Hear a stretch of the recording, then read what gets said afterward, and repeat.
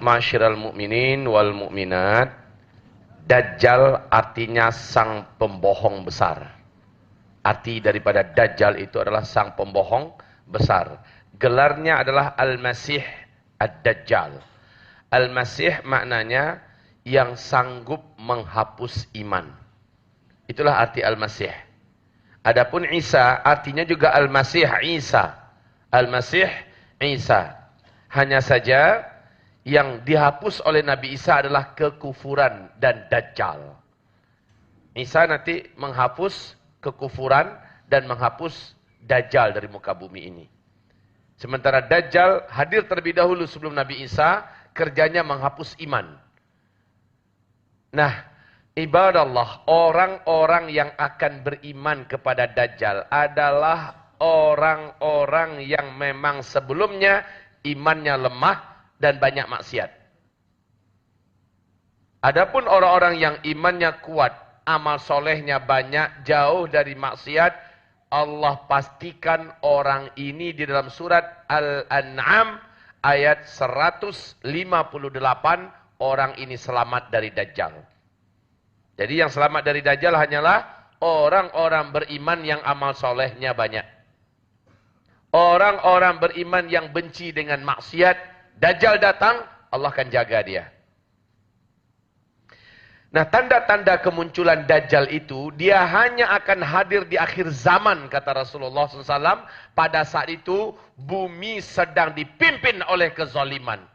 Kebohongan di mana-mana. Dusta di mana-mana.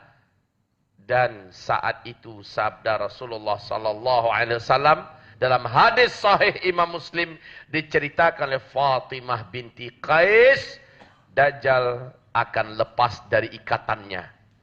Jadi Dajjal itu, di zaman Nabi hidup, Rasulullah ditemui oleh seorang kapten kapal, bernama Tamim Ad-Dari. Ini hadisnya panjang, silakan nanti dilihat di kitab, Ensiklopedia Akhir Zaman. Hadisnya panjang, sahih Imam Muslim. Tamim Ad-Dari berjumpa dengan Nabi. Dan dia menyatakan masuk Islam. Dia aslinya beragama, awalnya dia beragama Nasrani. Dan dia datang ke Madinah menyatakan masuk Islam. Dia menceritakan pengalamannya ketika memimpin kapal di mana ada 20 awak kapal bersamanya. Di sebuah malam yang sangat gelap, laut menggila, ombaknya setinggi-tinggi bukit. Angin sangat kencang, hujan lebat, petir menyambar-nyambar. Kami tak mampu mengendalikan kapal kami. Akhirnya kapal kami terdampar di sebuah pulau yang kami belum kenal. Kami tunggu matahari terbit. Ketika hari sudah terang, kami turun dan kami masuk ke dalam pulau itu. Tiba-tiba kami terperanjat. Seekor binatang besar berkaki 4 menghadang kami. Binatang ini bulunya sangatlah tebal dan hitam. Saking tebal bulunya, kami tak mampu membezakan mana kepala, mana belakang. Dan binatang ini menyapa kami dalam bahasa Arab. Kami fikir dia adalah setan betina yang akan membunuh kami. Kami lari meninggalkannya. Hanya 1-2 kali langkah dia telah di depan kami. Dan dia berkata, kalian tidak perlu takut. Saya tidak akan menyakiti kalian. Saya adalah Al-Jassasah. Jassasah ini adalah artinya mata-mata. Yang mengawasi siapa yang masuk datang ke pulau ini. Saya sudah lama memata-matai orang-orang yang masuk ke pulau. Saya hanya menunggu orang Arab masuk ke pulau ini. Apakah kalian dari Arab? Tamim Ad-Dari menjawab, betul kami dari Arab. Sambil ketakutan dia menjawab, betul kami dari Arab. Lalu binatang itu berkata, sudah begitu lama penantian ini. Pergilah kalian ke kuil tua sana. Kalian akan temukan seorang lelaki yang sudah begitu lama di dalam kuil tua itu. Dia ingin mendengarkan informasi tentang dunia terkini. Maka kata Tamim Ad-Dari, kami pun lari sekencang-kencangnya meninggalkan binatang itu. Menuju ke arah kuil tua yang dia maksud. Dan sesampainya kami di kuil tua itu, kami temukan seorang lelaki bertubuh kekar dan kuat, sedang tergeletak di tanah. Kedua kakinya dirantai dengan rantai besi yang besar dan berat. Rantai itu menyambung, mengikat kedua tangannya. Dan rantai itu langsung membelenggu sampai ke lehernya. Dan dia berkata kepada kami, laki-laki itu, tidak usah kalian ketakutan. Kekuatan saya dan fisik saya sedang dibelenggu oleh Allah Subhanahu wa taala seperti yang kalian lihat. Saya tidak akan sakiti kalian. Katakan, apakah kalian dari Arab apa bukan? Maka Tamim dan kawan-kawannya berkata, iya, kami dari Arab. Maka laki-laki yang terikat itu berkata, baru sekarang akhirnya saya dapat berjumpa dengan orang Arab. Hei kalian, apakah di Arab sudah muncul seorang lelaki ummi mengaku-ngaku sebagai nabi penutup, nabi terakhir, namanya Ahmad atau Muhammad? Maka Tamim Ad-Dari menjawab, sudah. Bagaimana? Apakah ada orang yang mau beriman kepadanya atau tidak? Sebahagian mau beriman kepadanya, sebahagian lagi kafir kepadanya. Laki-laki yang terikat itu berkata, beruntunglah orang-orang yang mau beriman kepadanya, karena dia adalah lelaki yang benar dan jujur. Kata-kata orang yang terikat ini berpengaruh kepada Tamim Ad-Dari. Beruntunglah orang yang mau beriman kepadanya, karena dia adalah laki-laki yang benar dan jujur. Terakhir di penghujung hadis, Nabi berkata kepada seluruh sahabatnya, hei kalian semua dengarlah, laki-laki yang ditemui oleh Tamim Ad-Dari di tengah pulau laut Yaman itu, dia adalah Dajjal. Itulah Dajjal. Sedang terikat. Kekuatannya dan fisiknya diikat oleh Allah Subhanahu wa ta'ala. Dibelenggu oleh Allah. Itu kondisinya saat itu. Ibarat Allah yang kami muliakan, laki-laki tersebut atau Dajjal itu bertanya kepada Tamim Ad-Dari, dijawab, bertanya, dijawab, bertanya, dijawab. Terakhir dia berkata, 3 syarat. Ini adalah saya akan dibebaskan dari ikatan ini kalau ketiga-tiga ini sudah terjadi. Kalian tahu tidak?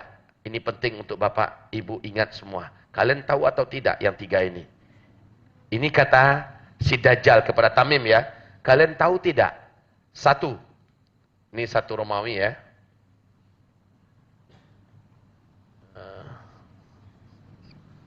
1 Romawi.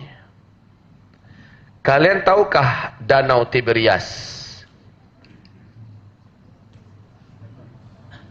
Tamim Ad-Dari menjawab, ya, kami tahu. Apa yang ingin engkau ketahui, yang ingin kau tanyakan berkaitan dengan Danau Tiberias? Dajjal bertanya, danau ini airnya masih banyak atau sudah susut? Tamim menjawab, airnya saat ini sangat banyak. Tidak berkurang sedikit pun. Kata si Dajjal, kalian lihatlah, sebentar lagi airnya akan susut sekali. Kemudian, pertanyaan kedua, kalian tahu tidak? Dengan kebun kurma di Baisan. Kebun kurma di Baisan. Tamim dan kawan-kawannya menjawab, kami tahu. Itu adalah kebun kurma di Yordania, di Urdun, ya, berbatasan dengan Palestina. Apa yang ingin kau tanyakan tentang kebun kurma di Baisan? Si Dajjal berkata, kebun kurma itu masih berbuah atau sudah tidak lagi berbuah? Tamim menjawab, saat ini buahnya sangat lebat, tidak kurang sedikit pun. Si Dajjal berkata, sebentar lagi buahnya akan berhenti. Tidak akan lagi berbuah. Dan dia bertanya lagi, kalian tahu dengan mata air Zuhar? Maka Tamim Ad-Dari dan kawan-kawan menjawab, ya kami tahu mata air Zuhar itu tidak jauh dari kawasan Danau Tiberias di Palestina. Apa yang ingin kau tanyakan? Si Dajjal berkata, mata air Zuhar ini masih mengeluarkan air atau sudah berhenti mengeluarkan air? Maka Tamim Ad-Dari menjawab, mata air Zuhar masih sangat banyak penduduk hidup dan bercocok tanam dari mata air itu. Lihatlah mata air itu sebentar lagi tidak akan lagi mengeluarkan airnya. Jika tiga-tiganya ini sudah terjadi, ikatan saya lepas dan saya bebas. Saya akan masuki seluruh kota-kota di muka bumi. Hanya 2 kota yang Allah haramkan saya memasukinya. Baik fisiknya, kekuatannya, bala tenteranya, tidak akan diizinkan Allah memasuki dua kota. Makkah dan Tibah, katanya. Di penghujung hadis, Nabi berkata, Ala innal madinata hiya Tibah. Ketahuilah, Madinah Al-Munawwarah itu adalah Tibah. Tibah itu adalah Madinah ini. Jadi dua kota itu Makkah dan Madinah. Baik, kaum muslimin, mari kita lihat. Ini ketiga-tiganya berada di negeri Syam.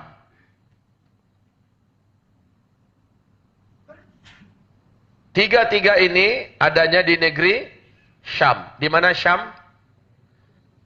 Palestina, Syria, Lebanon, Yordania. Ini adalah Syam.